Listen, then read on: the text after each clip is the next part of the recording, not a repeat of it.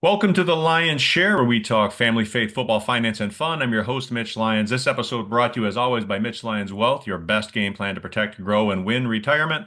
And today we have a Thanksgiving edition, and I've brought on a special guest from the campus of Michigan State University, the Athletes in Action Ministry Director down there, Mr. Phil Gillespie. Phil, welcome to the Lions Share. Yeah, thanks for having me on, Mitch. I appreciate it. Well, it's great to have you, buddy. And just to kind of give our listeners a little background, I was doing the math in my head, and it's been about probably 16 or 17 years since we met, and we met originally at a ministry luncheon. I think it was a bunch of folks in ministry that were congregating down at a church on the south side of Lansing, and you gave a little demonstration of fishing for men with a fly fishing demonstration and and we kind of connected there. And I remember coming to speak to one of your small groups or your Tuesday night club, and it was at the Clara Bell Smith Center there at by the football building. And I remember Kirk Cousins was a freshman or sophomore, so I remember roughly it was '07 or '08 because he's been gone quite a while now. He's a middle-aged man, heck, quarterbacking down in Atlanta now, but. Yeah, And that's we've right. kind of been Yeah. fast friends ever since. And Ange and I have supported yours and Julie, your wife Julie's ministry down there, and you guys have done wonderful things. So, uh, gosh, how many years now, Phil? How many years have you been at Michigan State? Okay. Yeah, this is our 25th year.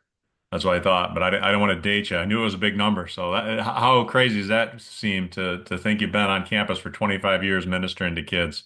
Oh man. In one sense, it seems like yesterday that we arrived, and in another sense, it just seems like a lifetime ago. When we first stepped on campus, my oldest of four was 4, and Wow. now he's 29. Now you're marrying off your kids and got grandkids coming, and geez, time flies, right? So, Yeah, yeah, but life is good. and you haven't changed a bit. You look the same as when I met you.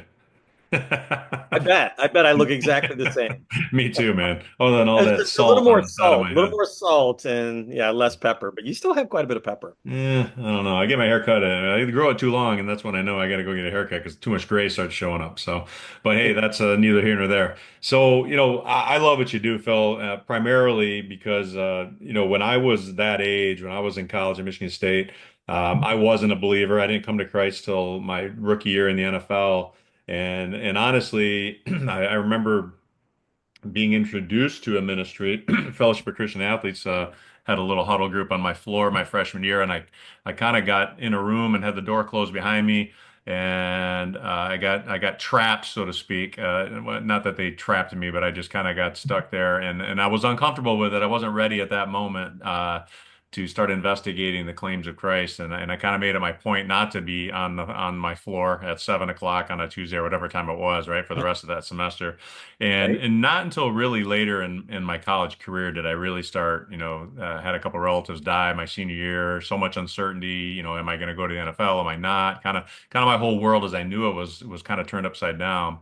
And I think back and I think of what you've been able to do for kids at Michigan State to help them find that relationship with Christ sooner than I did and bring some balance and clarity and certainty to their life. I love what you guys do and speak to that, I guess, catching kids earlier. A lot of people, they either come to know Christ through their family at an early age, or maybe it's a much later if they didn't grow up with it. Speak to that, I guess, and kind of how you guys approach that with kids on campus. Yeah. Oh, there's a lot there. Everybody's a different story, coming into their college years.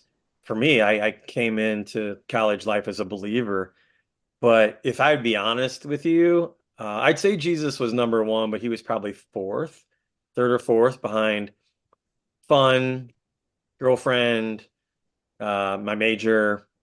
But it's kind of like church foyer talk, right? We know what to say Right. many times. And for me, my college career was a fork in the road. It forever changed me. Um, I all the things that I knew about Christ intellectually and in my heart, it took on a whole new perspective. My view of him just grew like crazy. And primarily the campus ministry I was involved with, which I serve with now. I met some of the most awesome men and women, and they loved Jesus, kind of like I loved college football or March Madness. And they knew not only what they believed, but why they believed it. And over the course of my years at the University of Cincinnati, where I went to school, God changed me.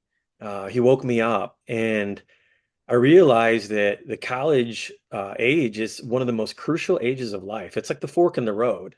A lot of decisions you make, a lot of habits you create, stay with you the rest of your life. And I majored in architecture. I spent 6 years at the University of Cincinnati in their School of Architecture. But God made it clear the last couple of years of my time there that He wanted me to build people instead of buildings. And I'm forever grateful for Him. And I've never regretted that because souls last a lot longer than buildings. Well, you're setting foundations, just a little different foundation, right? More important foundation for eternity, and Yeah. that's cool. Uh, let's talk about that. So you were involved with Athletes in Action at UC, um, right? Yes. Okay, Well, and so involved with Campus Crusade for Christ, Campus which Crusade is for the Christ. parent Okay. organization of Athletes in Action. So take us from, you finish up your architecture degree, then what happens next then? Where does God take Phil along his journey? Well, he took me to the dark side. He took me to Ann Arbor. Yeesh. Sorry for all you Michigan fans out there. So my first assignment, Julie's and my first assignment with Campus Crusade was University of Michigan, working with just general college students. So not athletes at the time. So for about 4 years, we reached out to them with the hope that they could find in Christ. And the longer I was there, I was drawn towards working with student athletes. A friend of mine was working with the student athletes there, and he invited me to say, "Hey, why don't you just come check out what I'm doing and do it with me?" And I think there where sports ministry just God captured our heart. If you can imagine a Venn diagram, right, of God, life, and sport coming together, athletes in action would be the sweet spot where they Hmm. overlap in the middle. So I worked, Julie and I worked with him for a couple of years. And after a while, we were ready to lead something on our own. And nothing was going on in East Lansing at the time with sports ministry. And God made it abundantly clear that He wanted us to move to East Lansing and start working with the Spartans. And it didn't take long at all to realize why God wanted us here. We fell in love with the people, we fell in love with campus. And I mean, like within a year, it felt like home. And, blink 24 plus years later, 25 years later, um, we're still here, and this is our home, and we love our Spartan student athletes and coaches, and we love being here for them. So you came in 99, 2000. Yeah. 2000. Okay. Yep. Bring it Yeah. 2000. A pretty good time in Spartan sports right about then, at least with men's basketball and football. We're going through some pretty good years and Yeah. Yeah. We're moving down and couches are on fire. yeah, right. Yeah. So, but hey, sports like life has its ups and downs. So, there's some good years, some bad years, but you've been there through it all. And I guess speak to, in every sport, every coach is different. How talk about and let the listeners know, I guess, how do you approach a coach or a team about, ministering to their team? Because coaches are no different than the general population. Everybody's at their own place, right? Yeah, for Maybe they're sure. believers, maybe they're not. So what's maybe some of the obstacles there that you've had to work through? Yeah, I would say how we do things. The first and most important thing is your own inside game, your own perspective. I think in our culture, student athletes and athletics is looked up to. I mean, some of our brightest, best put together people socially, emotionally, on campus are student athletes. They're like these specimens, right, of walking around of just athletic prowess, and they all know how to speak in front of a camera, right? Right. Uh, the reason why I bring that up is that they are probably the most addicted to performance-driven living on campus, and therefore the most in need of unconditional love. Everything that an athlete does, they're used to the metrics of being judged who they are by their performance. And so as long as they perform, they know you'll love them. But what happens when you don't perform? The love and the acceptance is taken away. And so the first thing that we do is to make sure we're looking at the lens of an athlete or a coach through the lens of Christ and through the lens of Scripture, knowing that even though on the outside it looks like they have it all together, they are so needy, just like I am, just like you, Mitch. We are needy for the hope and the love and the grace that only Jesus can bring. So that allows us to approach an athlete or a coach with authenticity, sincerity. We're not trying to get something from them. We want to give to Hmm. them. So that's the most important thing. And then the second thing is uh, playing the long game. In other words, we're not just about going in and trying to register, gospel conversations and conversions and go right to the next person and necessarily preach at somebody. We want them to be able to discover and see Jesus as the most important, all-encompassing, desirous person in the world. Like he literally is better than championships. He's better than money. He's better than sex. He's better than travel. He's better than the best food. And when you start conveying that type of message, you start speaking to the hunger and the thirst they have in their heart, that they're longing for something to be filled. But all of those things I just mentioned to you, they don't fill it. Yeah. You, you can win a Super Bowl, right? And then, okay, now what? I guess I'll win another one. Yeah. So those are two things that we really keep in mind. So the way we approach people is we want them to feel the grace and the love of Jesus in our approach. And that's so, it takes me back to that time. Like I said, it really was my senior year when I really started realizing, okay, hey, I'm coming to the end of this thing called, sports that's, really dictated my whole life up to that point. And to your point, I mean, my feeling about myself and everything was tied to how I performed in sports, right? And how people thought of me based on my performance in sport. And then it came to the time when I still remember, I get a late invite to the Senior Bowl after my senior year. And I'm on a plane down there, and I just remember flying over the clouds and being so empty and thinking to myself, I'm such a speck in this big universe, right? And maybe I'm going to make the NFL, maybe I'm not. I have no idea, but what does it all really mean? What's it worth, right? In the big scope of things. And it was weird how God worked on me because my roommate down there was a kid out of Georgia named Alec Millen, who he got there late because he was coming from Japan Bowl, so he was flying across the globe to get to the Senior Bowl. But he really shared his testimony. I remember him asking me, we got talking a little bit, and he said, "Well, have you ever heard, ever heard the good news, the gospel?" And I said, not really. No one had ever really, talked to me about it. And so I remember him going, "Okay," takes a deep breath and starts going into it, right? And I just, and it wasn't like I hit my knees at that point, but it was the first step. It was one of many steps as I look back at Yeah, life, but it was yeah, that step of somebody being bold in their faith and sharing with me yeah, and planting that seed, right? And how many people planted seeds and or watered them along the way. And like I said, my rookie year in Atlanta, I eventually accepted Christ, and it all made sense, and I recognized I needed Him in my life. But how much better it would have been to realize that my freshman year in college, right? And have yeah, had that assurance and that confidence throughout all those years that were so filled with strife and angst because of sports and all that. And what you're doing to catch kids, earlier in the process, right? And be able to help them is awesome. And that's why we love supporting your ministry. And so I appreciate everything you're doing there, and it resonates with me because I was that kid, right? And I was that same kid that you're reaching every day. So and you hit on a lot of different sports, man. I guess talk about that. How many sports are at Michigan State now? There's a lot, and then you guys are reaching most of them, if not all. yeah. Wow. Well, thank you for your kind words, and yeah, it's a joy, right, to be here. When you've seen how what God's done in your life, you want to give that to others and be there for them. Boy, at last count, I think we were at 21 varsity sports No. here. Of course, we live in a strange landscape of college sports where programs get cut and whatnot, but we have just about on every team. We have people involved with athletes in action.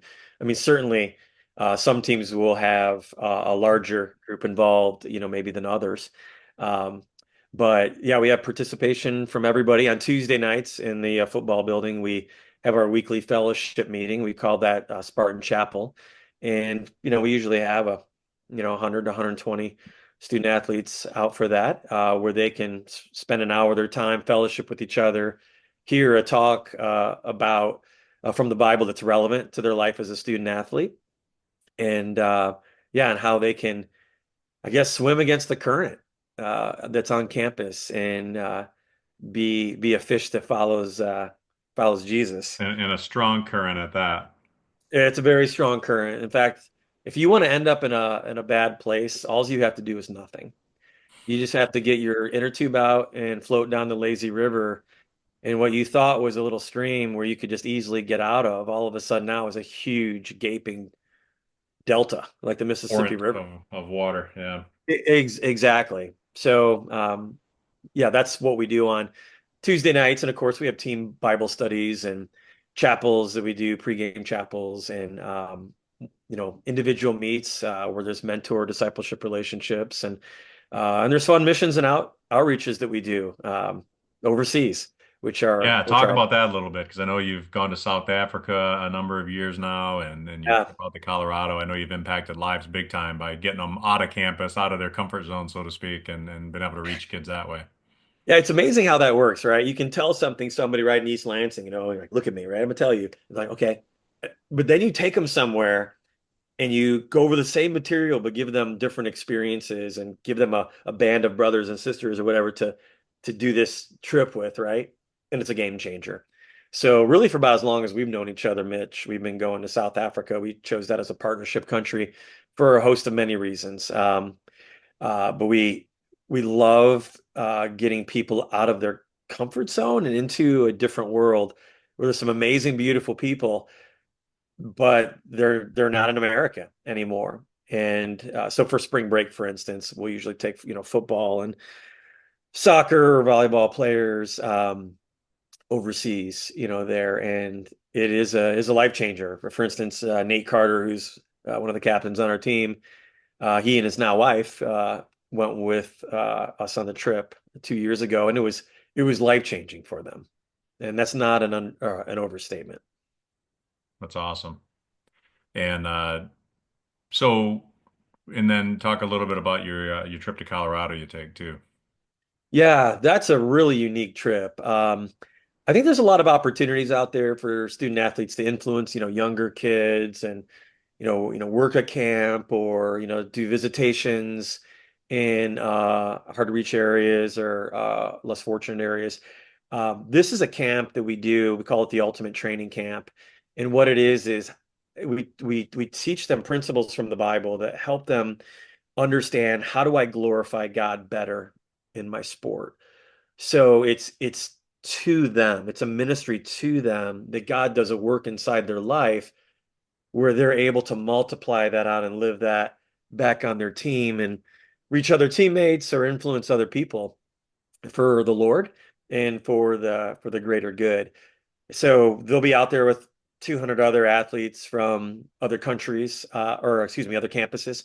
Um, and yeah, different sports. It could be first string, it could be fourth string, it could be swimming, it could be football, it could be college basketball. And it's a week long and it's nothing like you've ever seen. I've been doing sports ministry for a long time. It is the best thing that I have seen out there domestically that a college athlete can go to, and the Lord changes their world. It's And amazing. and it's really to build their, their strength in discipleship, right? So they're coming back and they're better able to disciple to their teammates. Yeah, and I think a lot of Christian athletes, if you talk to them, like, well, how do you glorify God in your sport? They're going to say like three things: like go to chapel, pray before the game, and do a really good job on the field, and not try to be a big jerk. Yeah. Or when I do become the jerk, I apologize right away. Give a big shout out when I score. Right, right. And glorifying God is so much more than that. For instance, what is your motivation for doing what you're doing? And this is not only translates to sport, But the world of finances, the world of, blue collar, white collar work, any discipline, any relationship, why do I do what I do? And what we've noticed through the years is that a student athlete will work really, really hard at working out, of trying to win, right? The W, the big W in their eyes is winning. Because if I win, I'll have parents' approval. I'll have approval from my teammates and people on campus. Maybe I'll get to play professionally. I'll get relationships, I'll get girls, right? Or I'll get guys or whatever. And Sure. eh, so you realize that they're not just working out and performing to try to win. It's a deeper issue that's there.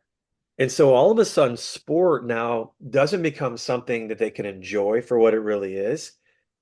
They actually become a servant of it, or a slave of it, literally. Because Why? yeah, because I mean you don't win all the time, right? And it's like being that addict. If it's winning that gives you that feeling you're searching for, well, that's great as long as you keep winning. But like you said, you win the Super Bowl, and guess what? The next day, whole Yeah, process starts over again, and it's yeah, never enough. You see these guys, fair enough. you just got to keep eating nonstop. You got to keep going for it, and that's what I felt. I just felt like. No matter what I did, whatever I accomplished, whether I made the NFL, whether I didn't make the NFL, it wasn't enough, right? Because eventually you're not going to be in the NFL, and then what? So uh, Absolutely. It it's becomes more than a sport to you when you're looking for your sport to provide your meaning, your purpose, your security, your worth and value, your love. What you're asking of it is to be God, and sport can never deliver that. So if you worship sport like that, you actually will become a servant or a slave of it. And when you lose it, and the breakup will inevitably come, whether mhm, you're cut from the team, done after 4 years, or even if you're, like Tom Brady and you've been in for 20 yeah, years, the end will come. And when it does, is you won't be losing sport, but you'll actually be losing your savior. You'll be losing the very thing that you were looking for to provide the deepest needs that only God can. And that doesn't end well. So yeah, we want to show them that in Christ, they could have the deepest needs fulfilled, but now they can look at their sport not as something that's going to give them everything in life, but as sport, something they can enjoy. And that's one of the chief ways I think of glorifying God is, what is my motives? If my motives are janked up, how can I glorify God in my sport by, praying before the game and all this, if my whole reason for having it in my life is to take God's place? yeah. Yeah, that's great. And so over the years, obviously you've had a guy like Kirk Cousins who obviously was very strong in his faith when he arrived on campus. You've had other good leaders like that. How much of it, Phil, becomes driven by, student-led ministry, right? Those guys on the team that you're trying to empower to take that leadership role, right? Because they always say the best teams are player-led teams, right? And that's no different Right. than when it comes to ministry too. Because if that freshman kid sees a senior quarterback, is worshiping God and giving praise to God, that's going to have an impact on that young guy. How important is that?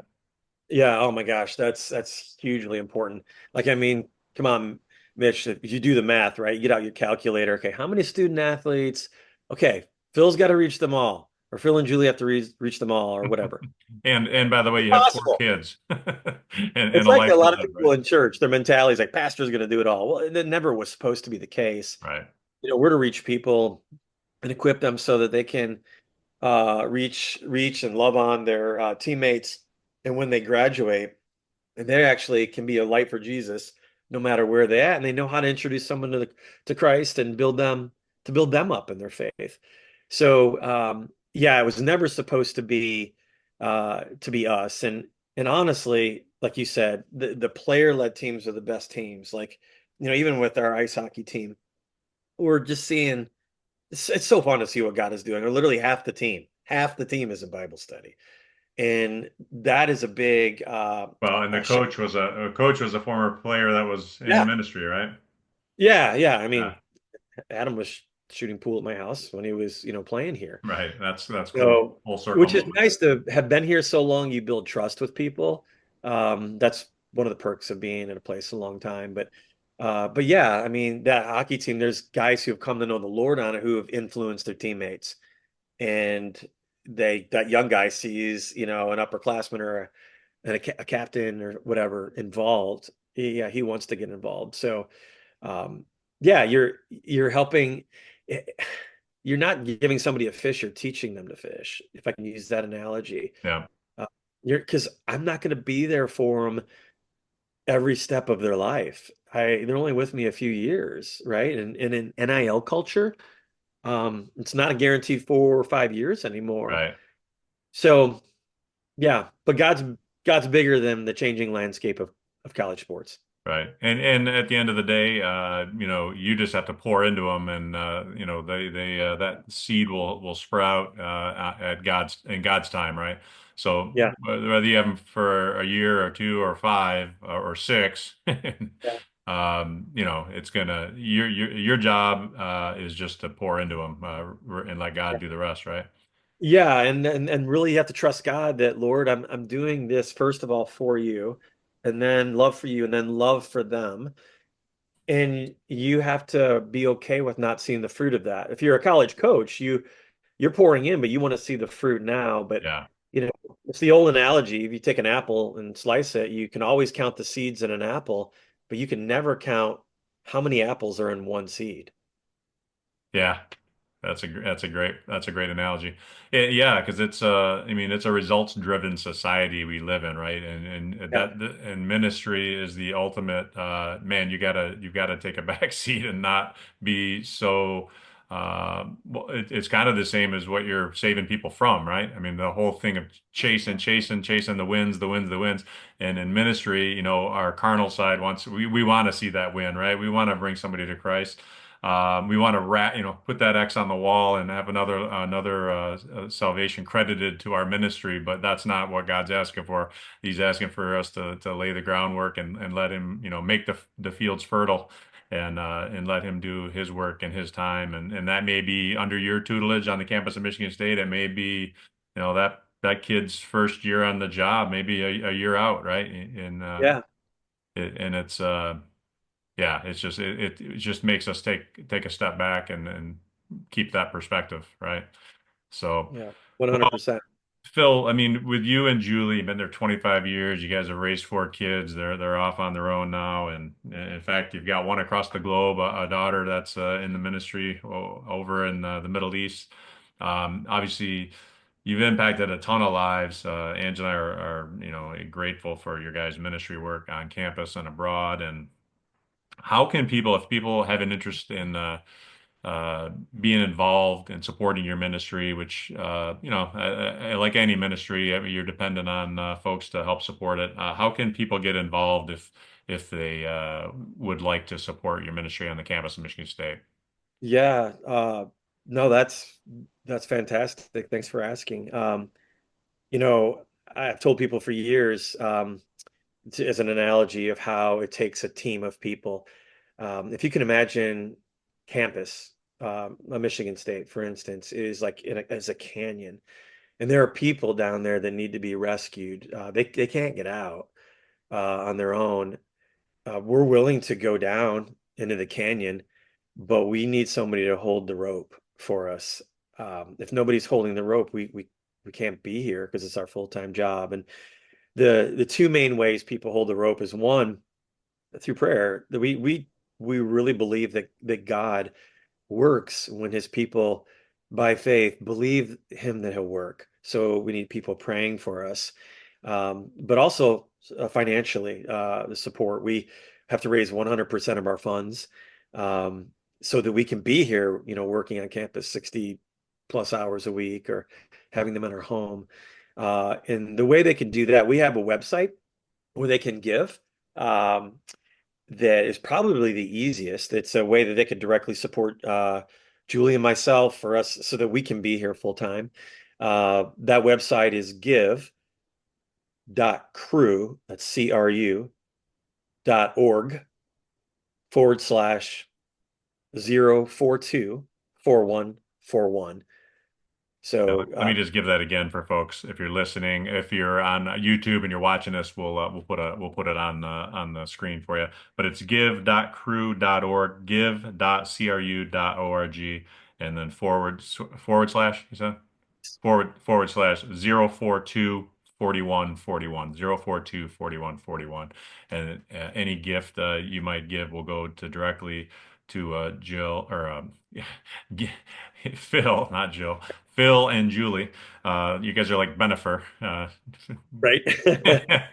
Phil and Julie. Cooley, just put us Uh, it'll, together. Cooley. it'll go directly to support their ministry. And 25 years strong, my brother. Hopefully, we're here talking 25 years from now. And how old would that Amen. make us? That'd make us pretty old. But you may be retired at that point, but I know you'll still be preaching Jesus. So I thank you for your time, my brother. And, it's been great. It's been a great ride with you guys. And we look forward to seeing you make an impact continually going forward.